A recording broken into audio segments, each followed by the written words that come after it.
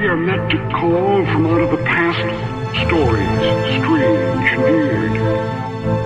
Tales of mystery and terror by radio's masters of the macabre. Stories of the supernatural, the supernormal, dramatizing the fantasy, the mystery, the unknown. We tell you this frankly, so if you wish to avoid the excitement and tension of these imaginary plays, we urge you calmly, sincerely, to turn off your radio now.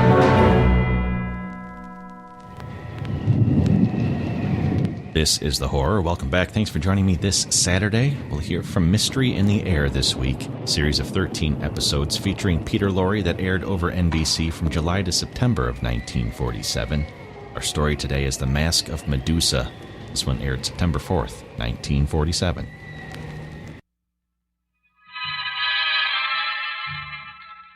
Mystery in the Air, starring Peter Lorre, presented by Camel Cigarettes.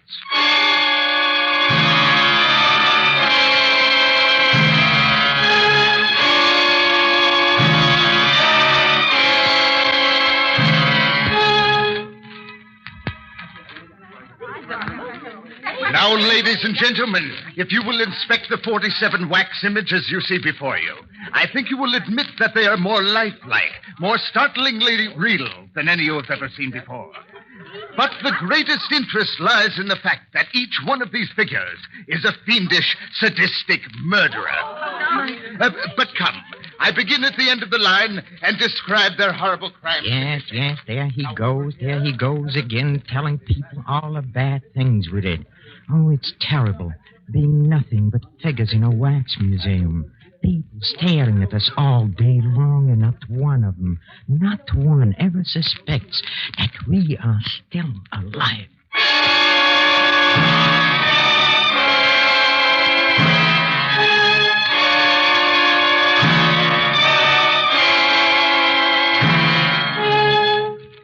Each week at this time, Camel Cigarettes bring you Peter Lorre in the excitement of the great stories of the strange and unusual, of dark and compelling masterpieces culled from the four corners of world literature. Tonight, The Mask of Medusa by Nelson Bond. Mystery in the Air, starring Peter Lorre. Brought to you by Camel Cigarettes.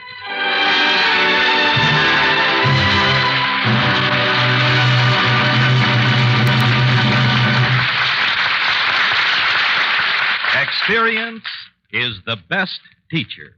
Try a Camel. Let your own experience tell you why more people are smoking Camels than ever before. When you smoke a cigarette, it's your T-zone that passes judgment on it. Yes, your T-zone, that's T for taste and T for throat, is your proving ground for any cigarette. If your taste longs for really full, rich flavor in a cigarette, if your throat would welcome true coolness and mildness in a cigarette, don't miss trying a Camel. You may well find, like so many millions of smokers, that Camels suit your T-zone to a T.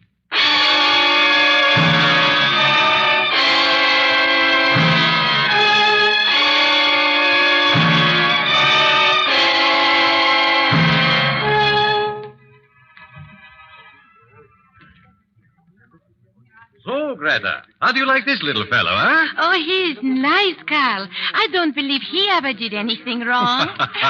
You women, always the same. You heard the lecture say that every one of these figures is the likeness of a real murder. Maybe this little angel poisoned his wife, eh? I don't believe it. He is too innocent looking. Oh, they always are. Except his eyes. They go right through me. Come on, they'll be here before... Idiots and morons. Can't they see I'm still... Oh, I suppose not. But I'd like to be alive again. Oh, alive again. I'm alive right now, but I'd be better off dead. I can hear, I can see, I can feel, I can think. But I cannot move. I cannot move at all. No matter how and now, I ladies try. and gentlemen, if you will regard these recent specimens, and if I may say so myself, they're masterpieces. What's the matter, madam? That strange-looking little one. I was watching him, And he moved his eyes. Thank you, madam. That's a true compliment to my artistry. But I assure you, the gentleman did not move his eyes. That would be utterly impossible. He is made of wax and other substances known only to myself. Rubbish. I'm English, my man, and you can't bamboozle me. I'm sorry if the realism of my exhibits has played tricks with your imagination. Imagination fiddlesticks. If you doubt that my exhibit is exactly as represented, madam, may I return your price of admission? Oh. Here you are. Oh, well, thank you so much. Now, perhaps if I might suggest a little fresh air. Well, I do feel a bit faint. All these ghastly crimes, you know. Of course. I believe I'll go and have a cup of tea. To resume, ladies and gentlemen, if you will step over this way, please, you will see exhibit number 3. The infamous hatchet woman of... This way, Exhibit 3. Just listen to him.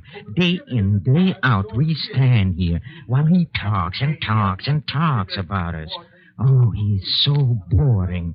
All he talks about are those silly incidental murders we committed. Why doesn't he talk how we did them, huh? Well, here in this room are some of the greatest artists in their lines the world has ever known.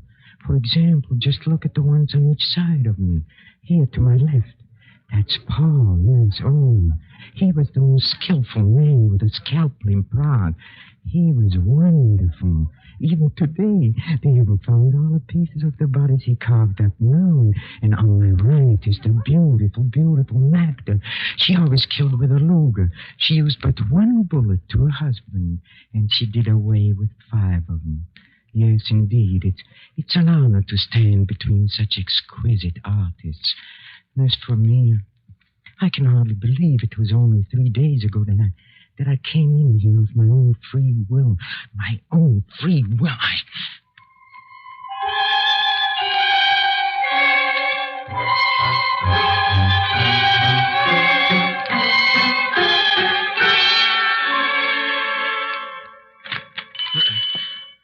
Good evening, sir. Good evening. You wish to see my wax figures? Huh? Wax figures?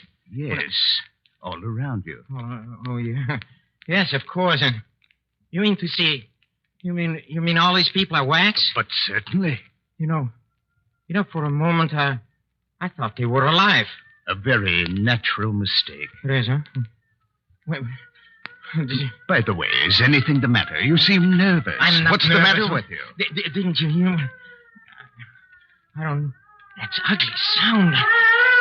What is that?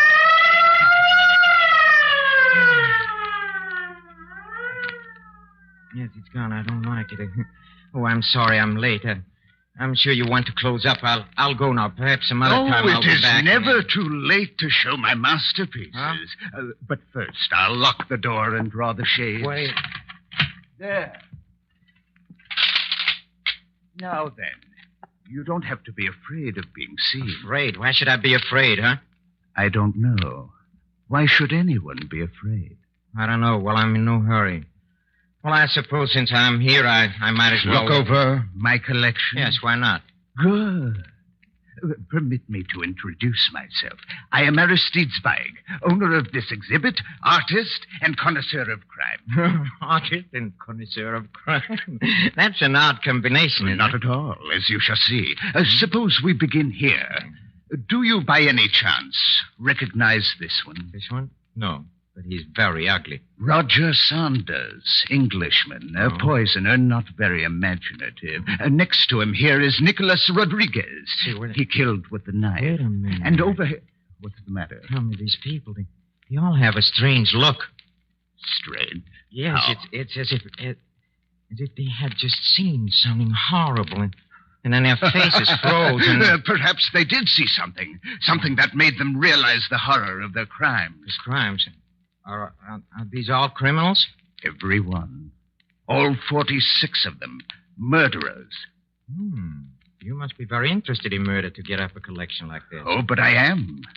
It is my mission. Oh, your mission? What are you talking about? Murder.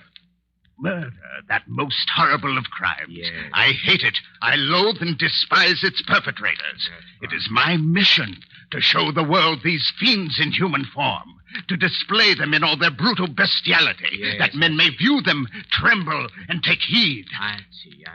Yes. Where do you get your specimen? From the morgue? Not from the moor. No. I get them here, there, wherever I can find them. Oh, no, Usually no. I have to go out and look for them.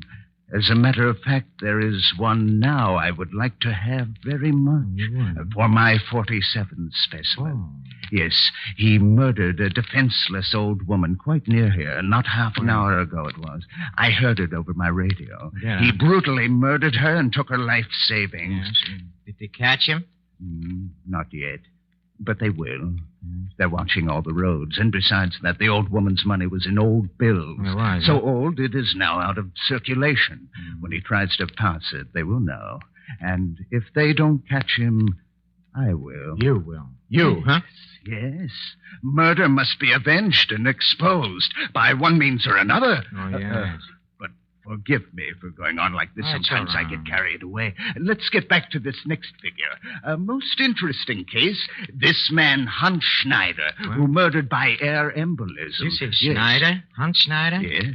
Look, I knew him. He disappeared. He was never captured. He wasn't even suspected. None What are of you them talking were. about? How did you get them here? I told you, sir, I am an artist. I have my own methods of reproducing their likenesses. Wait a minute. Tell me, is that a model of Schneider, or is that Schneider himself? How in the world did you happen to guess? You're quite correct. It is Schneider. This is monstrous. Not at all. You just do not understand. Yes, I do. I understand you. You dirty hypocrite. You say you hate murder, and yet you've killed everyone in this room, you. No, I didn't kill. How did you do it, huh? Poison, knife, or did you dip them into boiling wax alive? None of those things. They're not dead. You're not dead. What did you say? They're not dead. They're simply in a state of permanent suspended animation. Splendid. Are you mad? Are you insane? It's true. I just let them look, and that's what happened. Let them look at what? Did you ever hear of the Gorgon's head? The head of Medusa. Medusa, yes, of course. I went to school and I studied Greek mythology. Medusa was a very beautiful woman, Yes.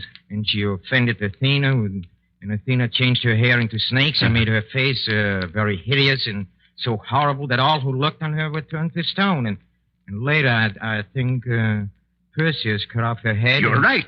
And the severed head could still turn men to stone. Yes, I know, but that was a long time ago. Would you care to look upon it? What are you talking about? Oh, it's here. The mask of Medusa was found long ago in a wild, lost grotto in Greece. Where and how does not matter, but it has been the means of fulfilling my sacred mission, the destruction, the cleansing of the world of those who slay their fellow men. Now I know you're mad. Perhaps I am the only sane one in a world gone mad. Oh, sure. Tell me, sir, this mask, what does it look like? Oh, I have never seen it myself. The native who gave it to me warned me. I do not dare look. Oh, no, I don't blame you. I don't blame you at all. See, listen, suppose, Mr. Twag, we talk a little business, you and me, huh? What do you want? I want your help to get me out of town. How can I help you? Well, that's very simple. Nobody suspects you. That is, nobody but me.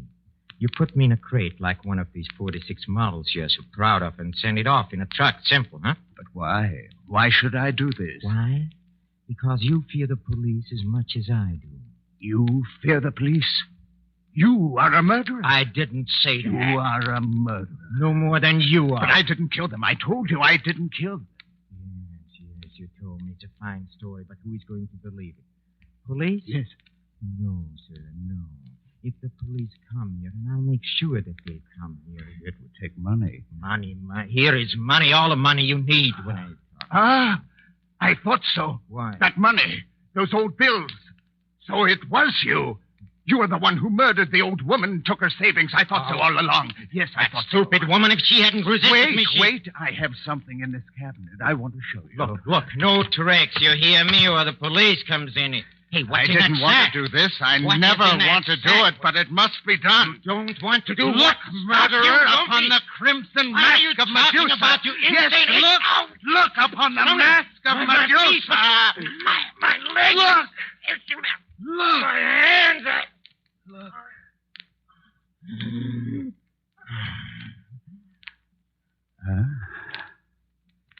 Now, number 47.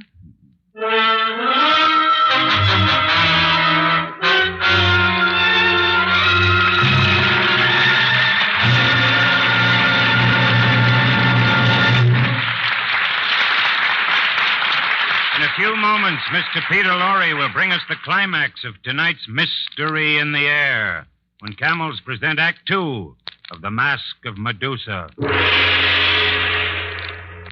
It's been proved time and time again, in work, in sports, in everything we do. Experience is the best teacher. Ace midget auto racer Walter Ader proved it conclusively when two other cars crashed and almost blocked the track during a recent championship race.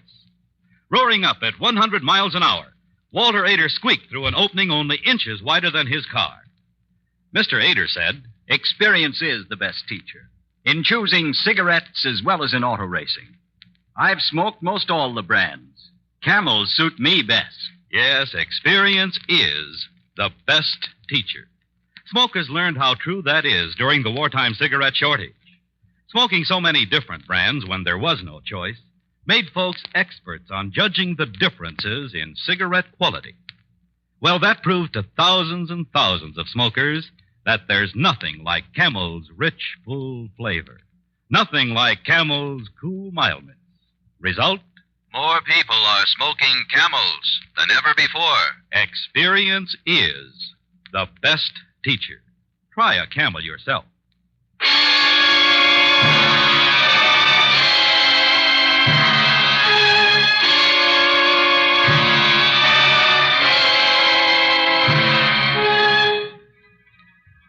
Now a new crowd is viewing the attractions of Aristide Zweig's Wax Museum.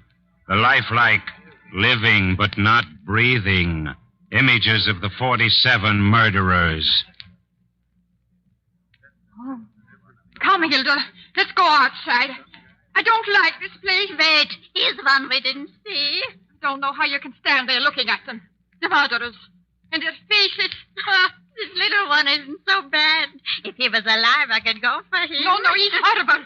Come on, I can't. Oh, I could crush her skull. Stupid idiots. No, it is not pleasant to be stared at day after day by people who know nothing of life or death, at least not as we know it. The living dead, yes, that's what we are, and he is responsible. Oh, if we could only somehow get back to normal, even for a little bit. Oh, what we could do, all of us, what we could do.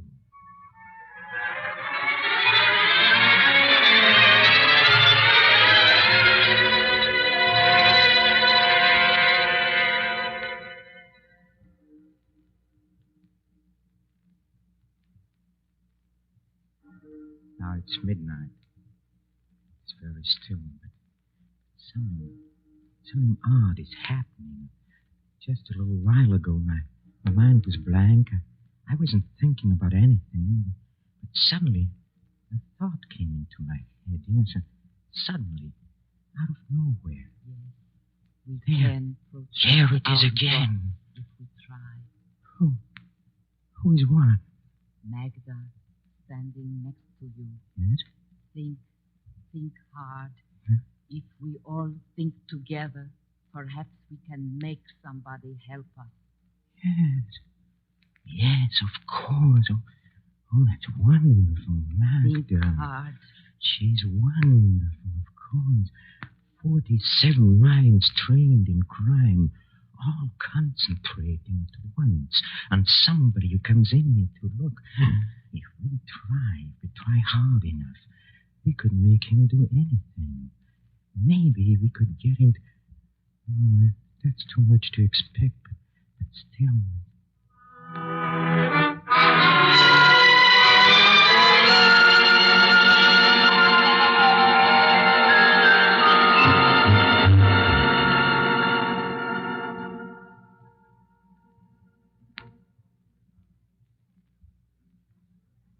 Yes, another day has started, but today I have a feeling of excitement. All night long, we concentrated, and our thoughts were getting stronger and stronger. I'm convinced Magda has gotten through to everyone. I have a feeling that something is going to happen. And just a little while ago, there came a thought. Like is upstairs in his room. Yeah? We must watch the door. When the right one comes, we shall know it at once. Be ready. I'm ready. Whatever is going to happen, I'm ready. There, the door is opening. Maybe this is it. Father, I'm frightened. I do not wish to look. It won't hurt you, Ilsa. Teach you maybe to get over your stupid fears. Now, you look at these figures, every one of them. Do you understand? Yes, Father. Now, where is that lecturer? He should be here. I will find him so that he can tell you all about these criminals. Think hard. Yes. There's no doubt of it. This little Ilse. Oh, she's the one, yes. She's the one we've been waiting for. She is the kind of mind we need, yes. Oh, how exciting. How exciting. Thoughts are coming in very strong. Keep thinking, Magda. We can't be free unless something happens to that horrible mask of Medusa over there in that cabinet. If something could happen to that, the spell might be broken. Magda, what are you thinking? Matches and fire. Matches and fire. Yes, I've got it. Of course I've got it, yes. Matches and fire. Matches and fire. Father. Matches and Father, where are you? Matches and fire. I beg your pardon. Have you seen my daughter? She was here a minute ago. A thin girl, about 16. I have not seen her. I saw her just now over there by that cabinet, I think it was. She had a box of matches in her hand.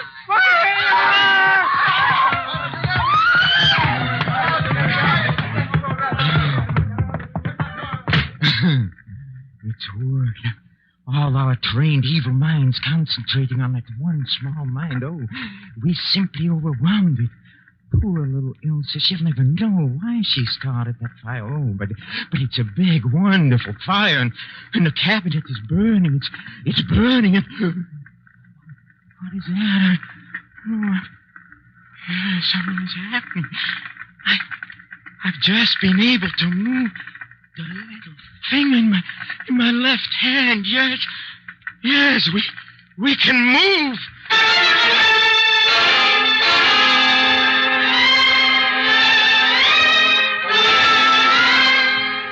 Yes, we are free. We can move. All of us. We are moving. We, the walking dead.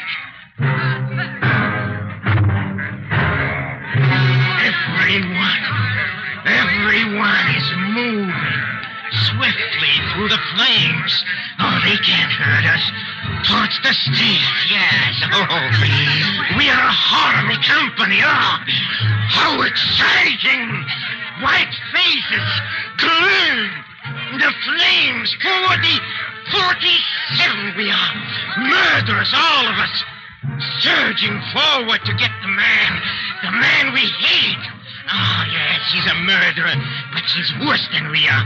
His victims stay alive. He condemned all 47 of us to a horrible, endless, living death.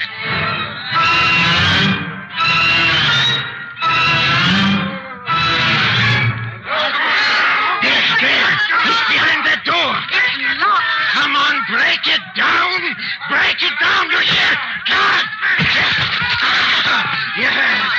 Yes, we got him. What have you done to him? What have we done? We've taken care of you, Medusa. Yes, we have, Aristide. Now we'll take care of you. No, please, don't. Yes, I will help you. You don't know the mask, you fool. No. I'll help you. You haven't had much time. I'll help you. The mask is coming.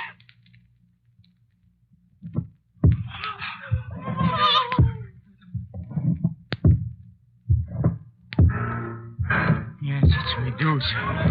It's coming up the stairs. After us. Kill Twilight. At least we can kill Twilight. Stop. Wait. I have a plan. Get away from that door. Let me get there. It's here. Close your eyes. Look.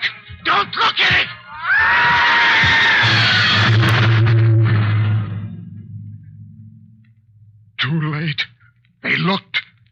Now they're all gone. All but you and I. Yes. Everybody's gone back as they were before. Yes, they're gone. Oh, God, but you and I. You. And I. What are you going to do? I'll show you what I'm going to do. Here. Look, Aristide. What? Look here. You hear me? No. Yes, yes. No. You opened your eyes. No, yes, you saw it. You're looking at the crimson mask of Medusa. Oh, look. Your feet. Oh, well, I know it. Look at your legs, your hands. Oh, you can't. You're not even able to talk anymore. Yes, you. Now you have looked upon the mask of Medusa. You idiot, you. I forgot. I looked at it, too.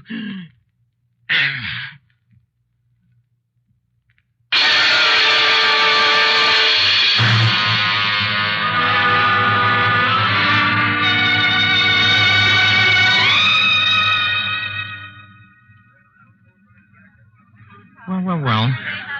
Here we are, back again, yes, all of us.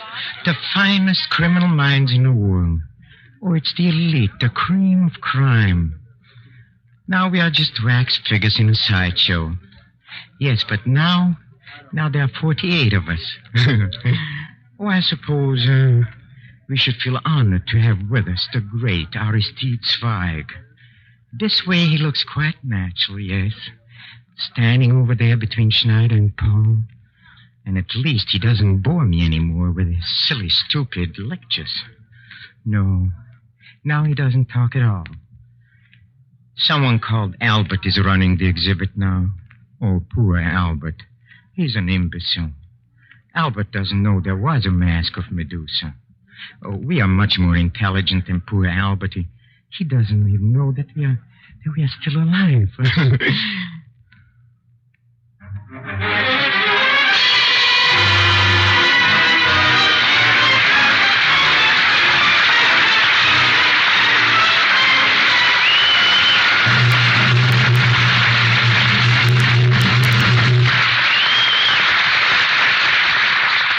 The makers of Camel cigarettes send free Camels to servicemen's hospitals from coast to coast. This week, the Camels go to Veterans Hospital, Sunmount, New York, USAAF Station Hospital, Kessler Field, Biloxi, Mississippi, U.S. Naval Hospital, Corona, California, U.S. Marine Hospital, Mobile, Alabama, and Veterans Hospital, Knoxville, Iowa. 3 leading independent research organizations made a survey of doctors' cigarette preferences.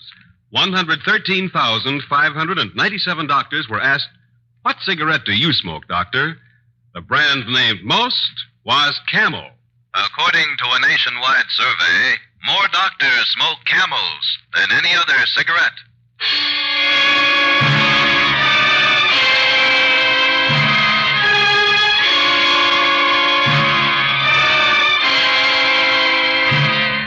Next week, Mystery in the Air, starring Mr. Peter Lorre, brings you an exciting story of gambling and sudden death.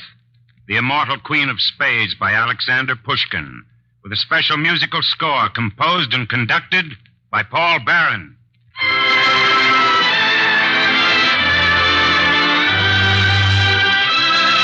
Try Prince Albert in your pipe, and you'll know why more pipes smoke Prince Albert than any other tobacco. Men like PA because it's specially made for smoking pleasure, extra rich and full-flavored, crimp cut to burn slow, smoke cool, and specially treated to ensure against tongue bite.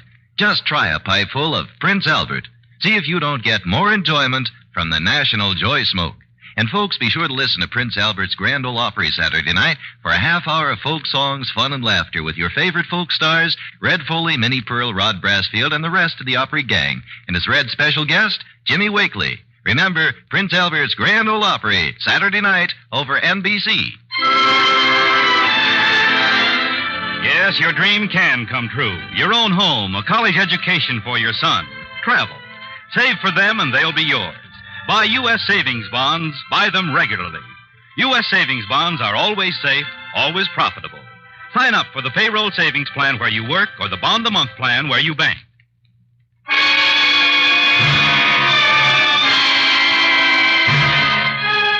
Listen again next week at the same time when the makers of Camel cigarettes present Mr. Peter Lorre in Mystery in the Air.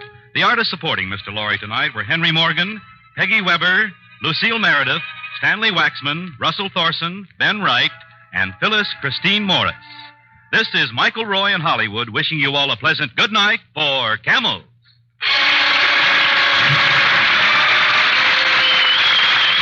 This is NBC, the National Broadcasting Company.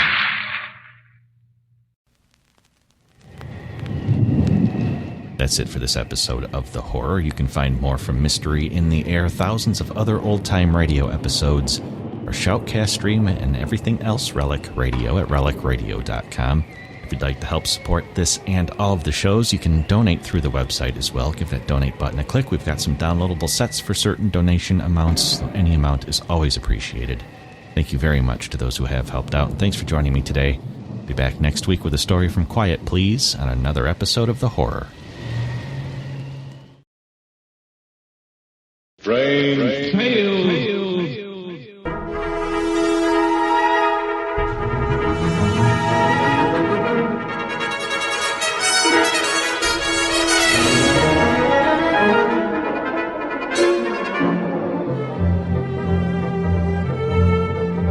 RelicRadio.com presents tales of the strange and bizarre, the weird and the wicked. Stories not necessarily of the supernatural, but of the unnatural.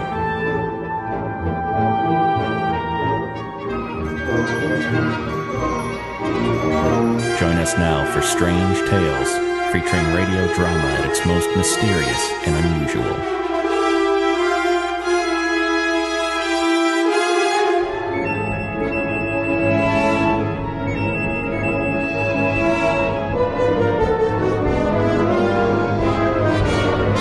Welcome back to Strange Tales. Thanks for joining me this Sunday. We're going to hear from the Sears Radio Theater this week, but before we get to it, a quick reminder, you can find more from the series you're going to hear today, all the other podcasts, our Shoutcast stream, and everything else, Relic Radio at the website, relicradio.com. You can also donate through there if you'd like to help support this and all of the Relic Radio shows. It's how they keep coming to you every week. Thanks to those who have helped out. Thanks for bringing this story to everyone today. We're going to hear The Sabbatical, the April 25th, 1979 story from the Sears Radio Theater.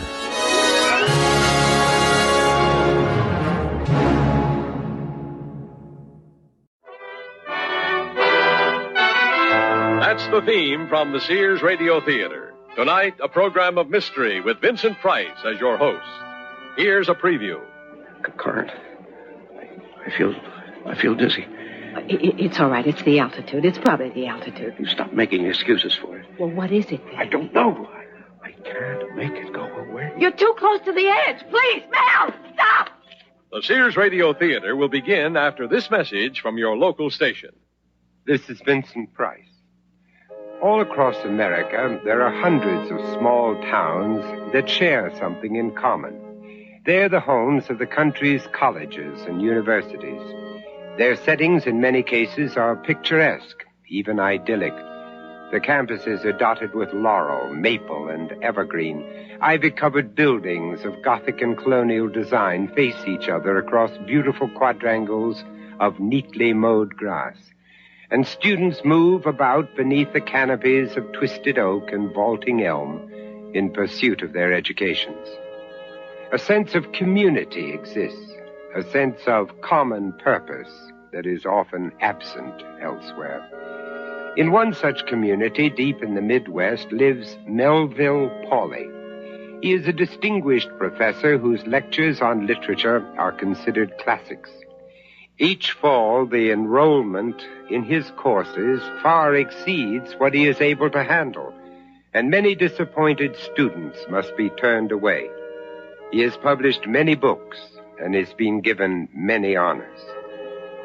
And today, as the familiar figure of this beloved man makes his way home on a lovely spring afternoon, yet another honor waits for him at home in the form of a letter on the desk in his book-lined study. It is a letter he and his wife, Corinth, have been waiting for some time. It contains some elating news and a fate worse than death.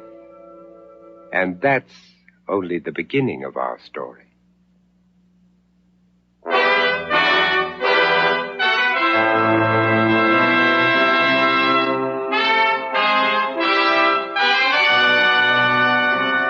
Sears Radio Theater, a new adventure in radio listening. 5 nights of exceptional entertainment every week, brought to you in Elliott Lewis' production of the Sears Radio Theater. Our story, The Sabbatical, by Percy Granger. Our stars, Jeff Corey and Leslie Woods. The Sears Radio Theater is brought to you by Sears, Roebuck and Company. Sears, where America shops for value.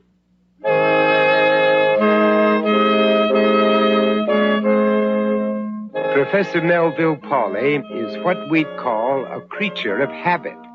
Each morning he rises precisely at 7. He does 25 push-ups to get his blood circulating, and then he sits at the old upright piano in the parlor and plays for 45 minutes before going to his first class. And every evening, precisely at 5, he returns home. And he and his wife begin their conversation with the same exchange. Darling, is that you? Well, it was the last time I looked. How was your day?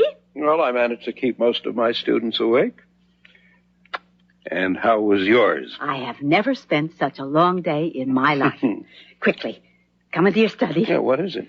You got a letter from the Cultural Exchange Program. I did?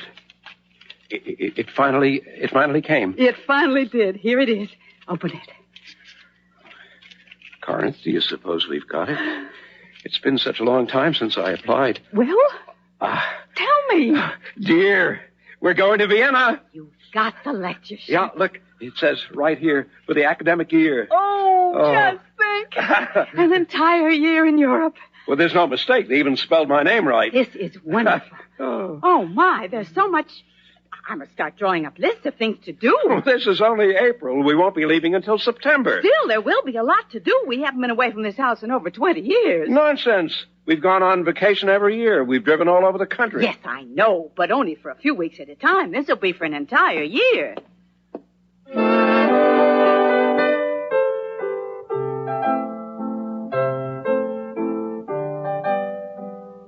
Nell, the shippers are here. Nell?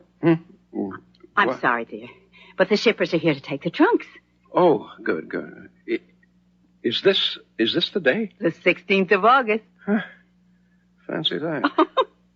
Don't tell me you're becoming absent-minded. Well, a man ought to be spared the cliches of his profession. I thought you might want to take one last check of the trunk with all your papers and books before they take it. All right. I think I've been very careful to pack everything I need, and then some. It's so hard to know what to take. I have this feeling that I'm going to get over there and discover I've forgotten the one book I need. Let's see. My lectures. I think it's all here. You packed the manuscript for your new book. Well, of course. And all my notes. I'll just close the trunk and lock it. There. And you keep... You keep the key. Darling, is something wrong? Odd. What an odd sensation. What? Nothing. Are you sure they have to take our luggage now? We aren't leaving for 2 weeks yet. That's just how it's done, that's all. And still to have everything packed away like that. Do you know that it's just beginning to seem real to me? I feel as if we were practically on our way. Well, we're not, are we? We've got 2 weeks until we fly to New York, and then another 4 days to spend at your sister's in New Rochelle before the boat sails. Our first trip abroad. It's going to be such an adventure. Darling, you're not having second thoughts, are you? No. On the contrary, I wish we could leave now. I don't know what I'm going to do with myself for 2 weeks now that everything's packed. Are you sure you're all right? What? Oh, yeah. Yes. It's just odd.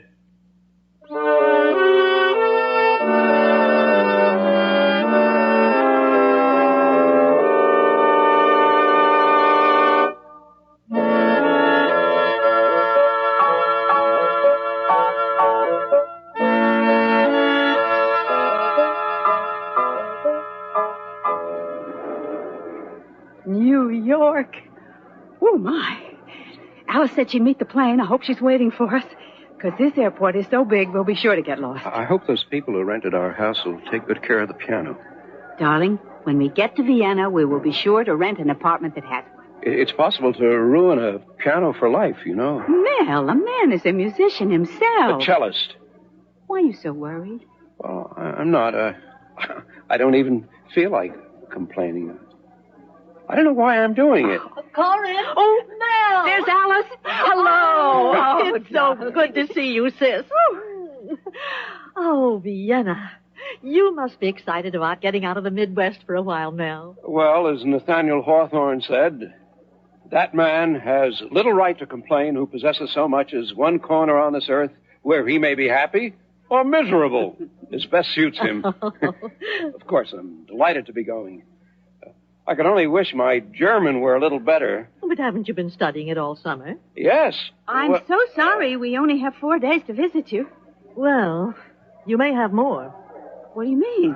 There's a strike. Oh, a strike? What kind of a strike? Well, some union has struck the steamship company. It was in all the papers this morning. The sailing will be delayed? Oh, it looks that way. Did they say how long the strike might last? Well, I don't know. You can read the paper. Excuse me. Let me just buy one. No. Don't bother, Mel. I have one in the car. No, I don't want to wait until we're in the car. I want to find out what's going on now.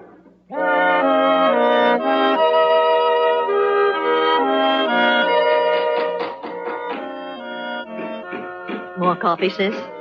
No, thanks, Alice. I can't get over this. I didn't know Mel was such a handyman. He's not. Well, he's been scraping windows and mending gutters and replacing shingles ever since you arrived. Oh, look at him in Greg's old work clothes. You'd never know he was a distinguished man of letters. Alice, I'm so worried. Something's wrong. Oh, what? This isn't like him at all. You think something's bothering him? Yes, I do. But when I try to get him to talk about it, he just won't. He laughs and says it's nothing. Well, maybe it is. No, it isn't. Because when I press him, he gets snappish. Ever since he heard about the strike. Well, he just probably doesn't want to be late for the first day of classes. But class doesn't start for another 2 weeks after we arrive. Now, it's something else. Oh, excuse me, dear. Sure. Hello? Oh, yes, she is. Yes, just a moment, please. Corinth, dear, it's for you. It's the steamship company. Oh. Hello? Yes? It has. Oh, my. Thank you. Thank you so much. Oh, yes, we'll be there. Yes, by noon? Yes, thank you.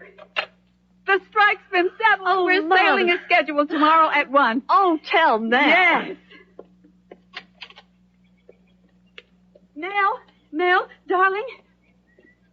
The steamship company just called. We're sailing tomorrow right on schedule. The strike is over. Mel, did you hear me? Yes. It's definitely settled. Until next time. Next time for what? Honey, we haven't even been delayed. What's the matter? I don't know. Something happened, Corinth. It may already be too late.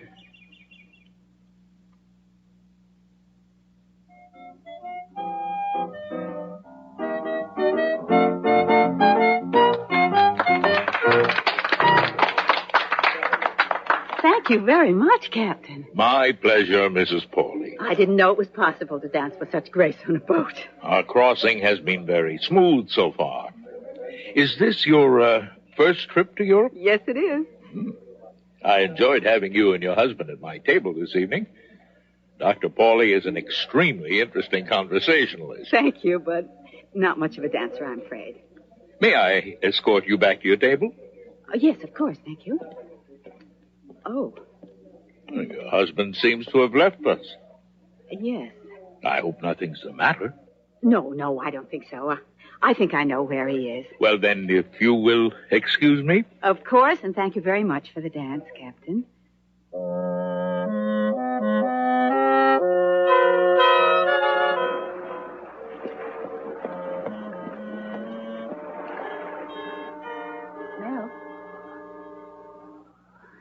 Mel?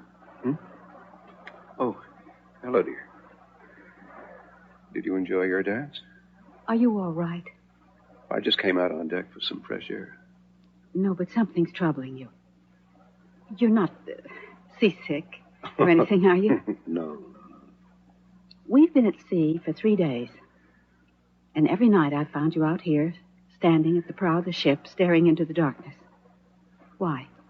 You see how the sky is clouded over. There's no moon, not a star.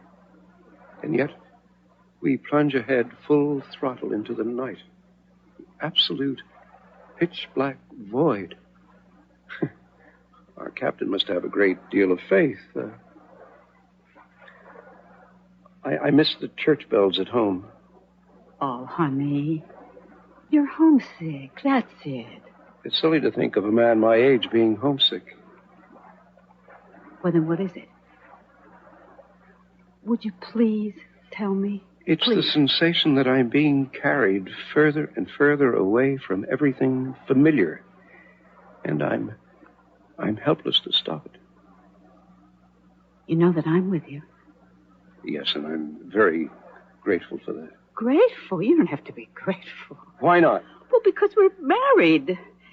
That's it. We're just married, that's all. It's understood. But I do feel it. Maybe you should see the ship's doctor. I'm not ill. I don't have a fever. I don't feel sick in the least. I guess you're just apprehensive, that's it. That must be it. It's nothing more than that. Believe me, I do understand. The day you shut the trunk containing your books and papers, that was the first time you felt that way. Remember? And then when we heard about the strike and we had no idea how long it would last, and now being on this ship, it's like being in limbo, isn't it? You're used to your work and your routine, and it's been upset. There's nothing mysterious about it. Not at all. As soon as we get to Vienna and you have your books and papers and your classes to teach, everything will be fine. Won't it, dear? Yes, it will. I promise you it will.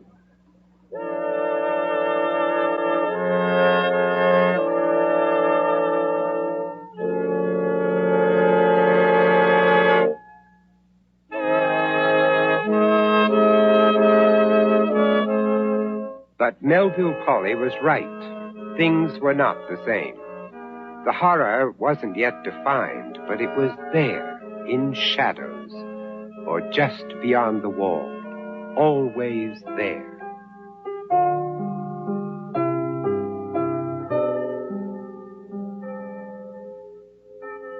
Well, it's 8 o'clock. You don't want to be late for your first lecture. How do you feel? Splendid. Finding a pension with a piano in the room was a stroke of real luck. It is a bit out of tune, though. I'll speak to Frau Schmidt. The word for piano tuner is Klavierstimmer. I already looked it up. Hurry now, darling. You mustn't be late. Do you want me to go with you? Corinth, I am 62 years old, and I've been in one kind of school or other without a break since I was 3. I can surely find my own way. Of course. I only thought... The head of my department introduced me to a little Hungarian restaurant on Giselstrasse yesterday. Why don't we meet there for lunch, and afterwards take the trolley out to the Vienna woods and go for a walk? Oh, that sounds wonderful. I'll meet you at your office at noon.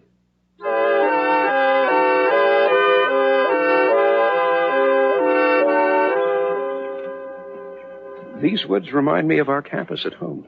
Yeah, but we don't have a view like this. Well, maybe not, and we don't have to climb like this either. You want to stop for a minute and catch your breath? Nothing's wrong with my breath. Well, let's stop here anyway. Oh, my. Look at this view. The Danube and the entire city. I don't think there's a prettier sight in the whole world. Wouldn't that be extraordinary if it were true? What? That this vista was the greatest beauty the world has to offer. Where are you going? To get a better look. Well, don't get too close to the edge. Corinth, I feel dizzy. It's all right. It's the altitude. It's probably the altitude. We're very high up, and the air's bound to be thinner. No, that's not it, Corinth. You stop making excuses for it. Well, what is it then? I don't know. I can't stop it. I can't make it go away. You're too close to the edge. Please, Mel, stop! What? You almost fell. Didn't you see how close you were getting to the edge of that cliff? Nonsense. I wouldn't have fallen. You were losing your balance when I grabbed you. Well, you can let go. I'm all right now. I wouldn't have fallen. Do you hear me? I have no desire to fall.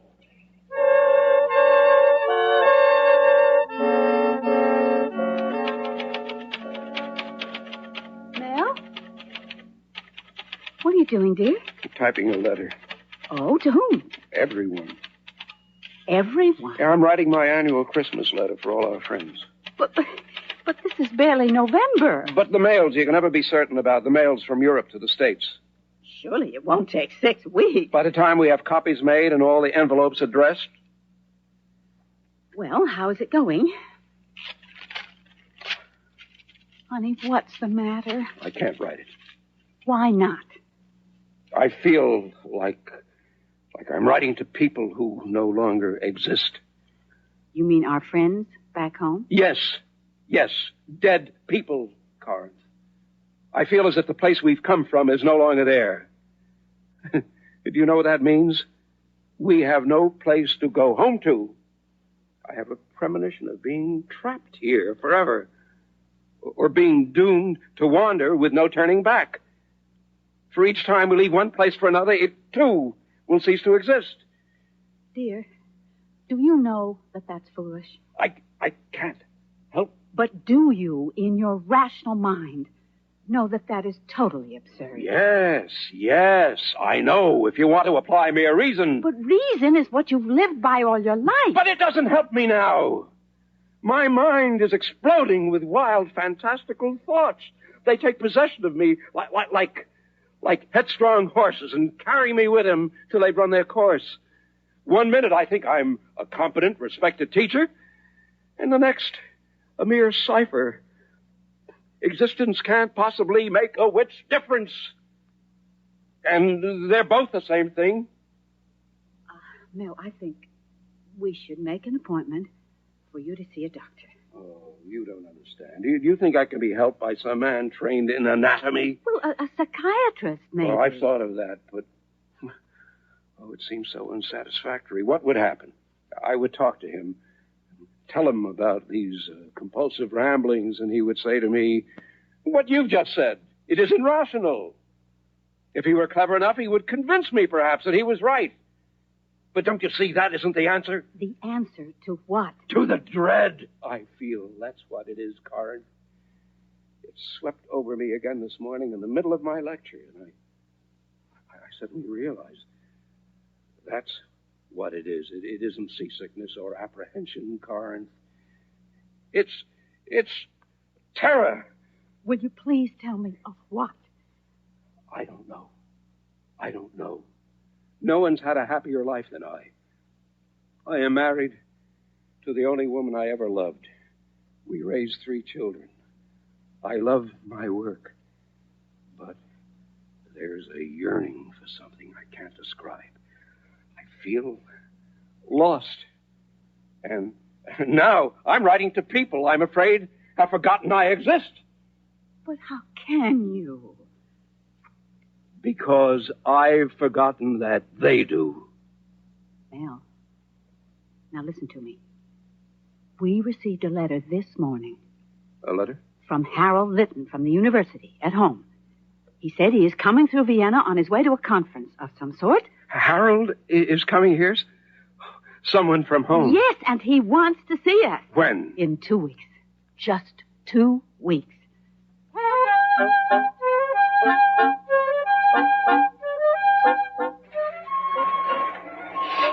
Harold. Oh, Harold. Corinth. Oh, I'm so glad to see you. How are you? I'm fine. And Mel, where is he? Well, he had his lecture this morning. We're to meet him for lunch. Oh, what a gorgeous city. Oh, how lucky you two are. I haven't noticed anything here for weeks. What? What's the matter? It's Mel. He's fallen into the worst sort of depression. Has he been to a doctor? No, he refuses to. He says it wouldn't help. Has it affected his work? Not yet. But I'm afraid it's just a matter of time.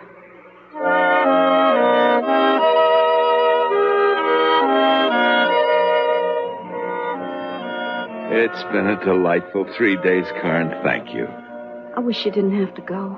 I must say, Mel seems very much his old self. I didn't detect anything wrong with him at all. Well, I'm sure your being here helped.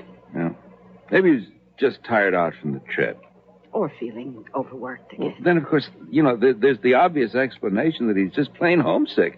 After all, this is quite an event in your lives. And we've only been here 2 months. Well, it takes time to get oriented. Sure. I hope you're right. I'm sure of it. Now, here's the station. Don't bother to see me off. I like keeping goodbyes as brief as possible. Thank you, Harold. Thank you very much. See you at home next fall, huh?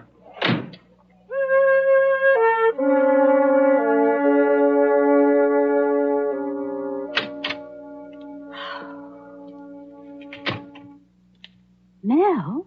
Is that you? What are you doing here in the room? You're supposed to be giving your lecture. Well, they'll think I'm sick, that's all. What? It won't make any difference. No one will notice anything amiss. Mel, what are you talking about? I said to myself, I have a lecture this morning. But what if I decided not to go? Why should I? I know exactly what's going to happen. I'll walk down the street, turn left, and then right, go past the Imperial Museum, go through the arch at the Hofburg, say good morning to the old uniformed gatekeeper, climb up the stairs, go into the lecture hall, and deliver myself of my opinions. And what would happen if I didn't? Nothing. Absolutely nothing. Why did I become a teacher? Why did I marry you? None of it makes the least bit of difference.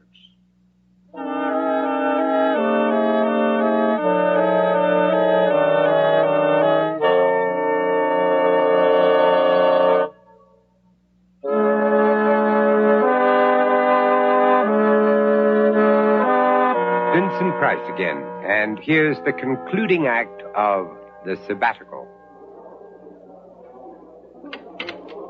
Mrs. Pauly? Yes.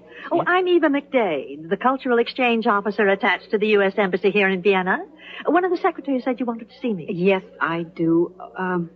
We met when my husband and I first arrived. Oh, of course, I remember now. You're Dr. Pauly's wife. That's right. Well, how are you enjoying your stay here? Well, that's what I've come to see you about. Could we speak in private? Oh, of course. Come into my office. Please, have a seat. Thank you. Now, is there some problem? It's about my husband. I think he's taken ill. Oh, I'm sorry to hear that. Dr. Pauly's here on a government program, is he not? Yes. Oh, my goodness, Mrs. Pauly. Do you realize the paperwork involved? He has a commitment. Our government has a commitment. It's a matter of goodwill. It's a matter of my husband's health, Mrs. McDade. Well, wouldn't a doctor be the logical thing then? What seems to be wrong with him? Well, he's homesick. Homesick? I know that sounds trivial. But the symptoms, the way it's been affecting him, he goes in and out of these moods. He really seems quite on the verge at times of losing his mind. Well, then let's get him to a psychiatrist. After all, Vienna's the cradle of modern psychiatry. Sigmund Freud lived here. Yes, I know Sigmund Freud lived here. So what? My husband is very frightened. Of what? That's just it. I don't know. He feels lost and terrified. And I know that the only thing that will solve the problem is if we go home. Believe me, if there were any other solution, I would take it. This year was supposed to be a wonderful experience for us. Well, I understand. I suppose it can be arranged. Oh, I hope it can. We're coming up on the end of the first semester, and I'm sure a replacement could be found. All right, Mrs. Pauly. I'll set the wheels in motion. Just have Dr. Pauly come into my office. Oh. Is something the matter? Well, is it possible to do it in such a way that Mel doesn't think it's because of him? But he'll have to submit a formal request. Oh, but he'd never do that. He's a proud man. He would never be able to admit that he's failed. But we cannot practice duplicity, Mrs. Pauley. That's too complicated. And in any case, I'm afraid we'd have to have some kind of medical statement of your husband's inability to fulfill his obligations. But I've told you that he won't go to a doctor. Oh, well, then I'm afraid there's nothing more we can do. You mean we're trapped here? Oh, I wouldn't use the word trapped when speaking of Vienna, Mrs. Pauley.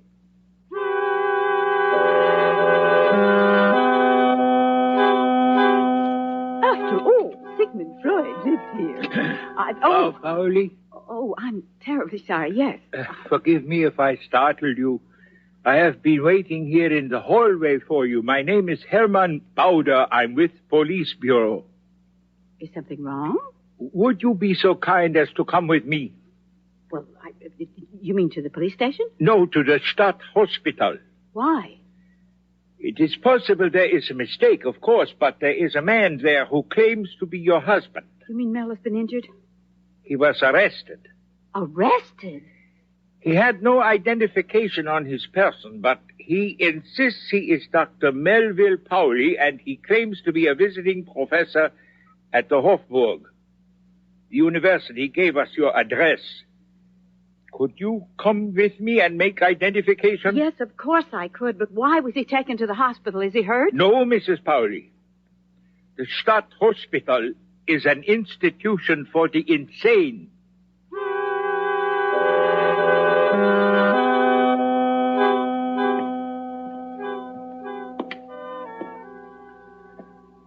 Carnes. Oh, darling, are you all right? What happened? Why did they have to bring you here? I told them who I was. Why wouldn't they believe me? This is your husband, then? Yes, of course. My apologies, Dr. Pauli. If you will go with the nurse here down to the main desk, you will be released into the care of your wife. Thank you. Mr. Bowder, why was Mel brought to a mental institution? Because of his behavior when he was arrested.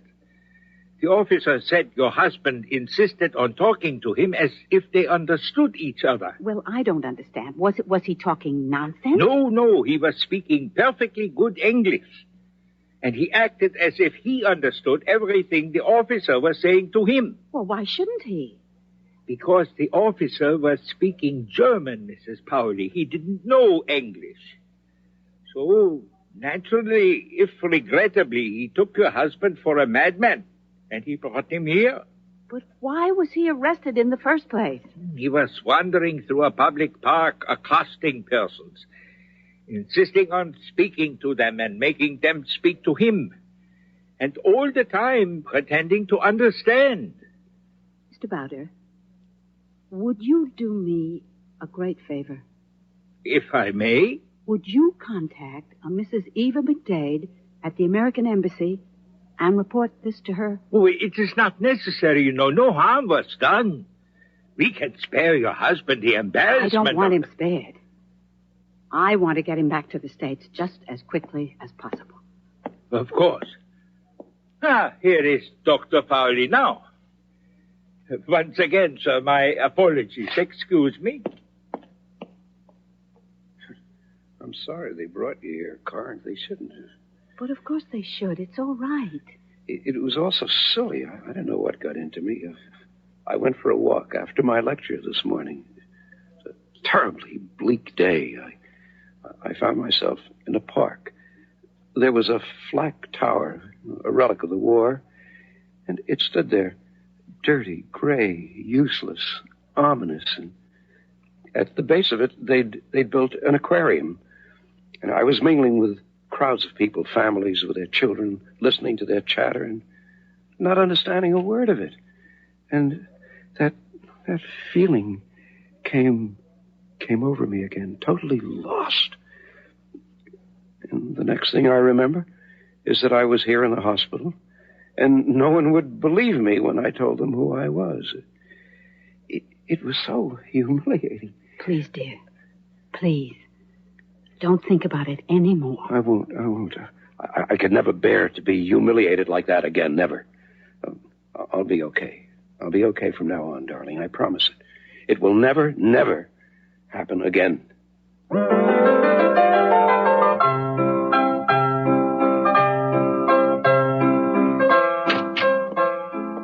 Good evening, Frau Pauli. Well, hello. Oh, my, you are in good spirits today. Yes. I got a very strange letter in the mail this morning. I don't know what to make of it. Here, have a look.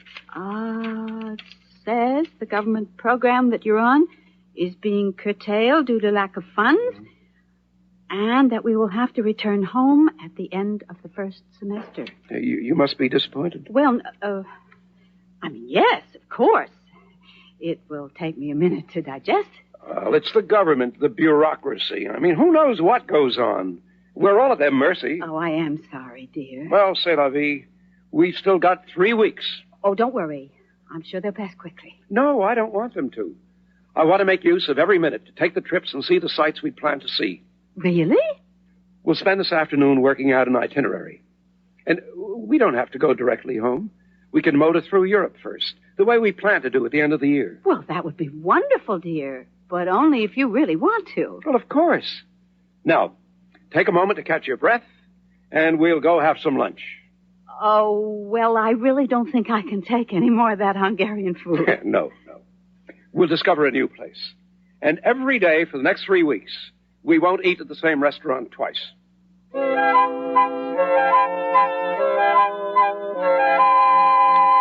2, 4, 6. Mel, how many pair of socks did you bring with you? 12. Well, you've only got 11 now. Well, that's all right. I'll leave them behind as a souvenir. Uh-huh. There. That's all our personal clothes for the trip. Did you rent the car? I did indeed. Is the steamer trunk packed? Because the shipper will be here any minute. You're just putting in my last papers now. There. I'll just lock it up and we can go out for dinner. And then, tomorrow at the crack of dawn... What is it?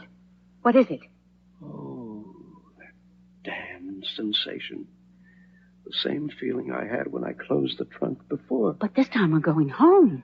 Yeah, of course. I'll just keep telling myself that. Obviously, I don't like having to lock up the tools of my trade. No. Would you rather cancel our motor trip? Oh, no. Don't be silly. We could, you know. We really could. We could go straight home. We could fly and be there in 2 days. No. We'll take the boat from England as planned. There. You see? The moment has passed. You're sure? I'm positive.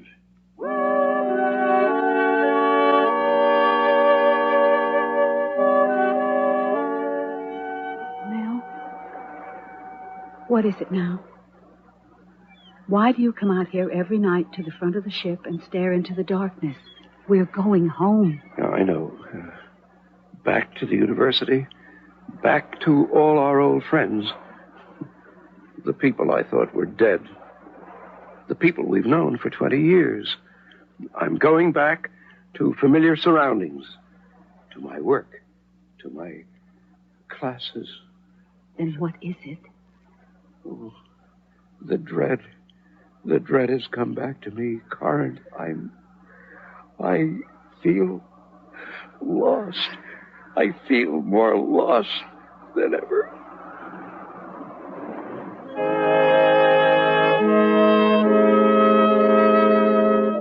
Melville Pauli returned to his university and continued to give his popular lecture courses for 5 more years until he reached the mandatory retirement age of 67.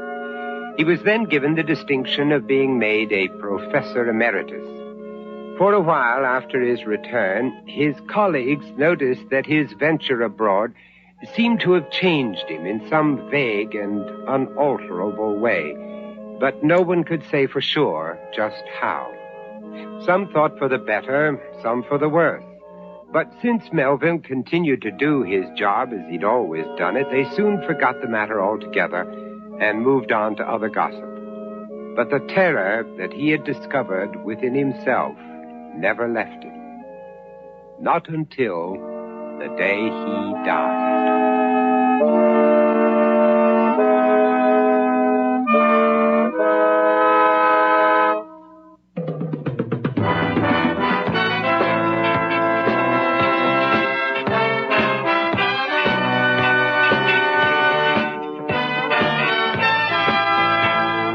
The Sears Radio Theater has been brought to you by Sears Roebuck and Company, where our policy is satisfaction guaranteed or your money back.